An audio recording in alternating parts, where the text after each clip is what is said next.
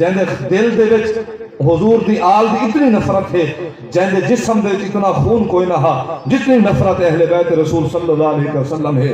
اے یزید دا جرم ہے کہ یزید نے مد مقابل او جماعت کھڑی کیتی ہے جڑے نبی دی آل دی بھی دشمن ہا، نبی دے صحاب دی بھی دشمن ہا، او جماعت کھڑی کیتی ہے۔ اور یزید دا جرم کیا ہا؟ یزید نو لوگاں نے بے گناہ لکھا ہے، لوگاں نے بے گناہ لکھا ہے، انہاں دے لکھن والیاں دے نال، لکھن والیاں دے لکھے دے نال یزید بے گناہ نہیں ہو سکتا۔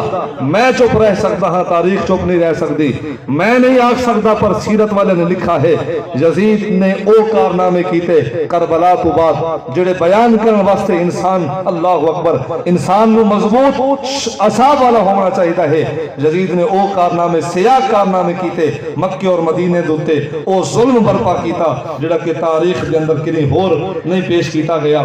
او جملہ سماعت فرماؤ، جب کوفے پہنچے نواسے رسول دے سر بھی لوگ کے سنان دوتے ہیں، آپ دی اہل بیت دے سر بھی لوگ کے سنان دوتے ہیں۔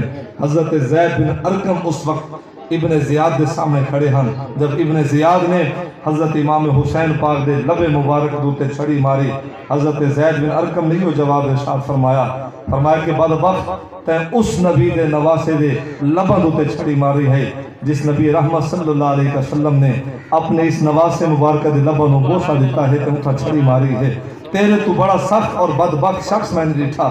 ان شخص نے ابن زیاد نے آکھا کہ عمر زید بن ارقم اگر تو حضور دا صحابی نہ ہوئے ہاں میں تیرے نال اللہ اکبر کیا سلوک کر رہا، تیرے نال بھی وہ سلوک ہوئے ہاں۔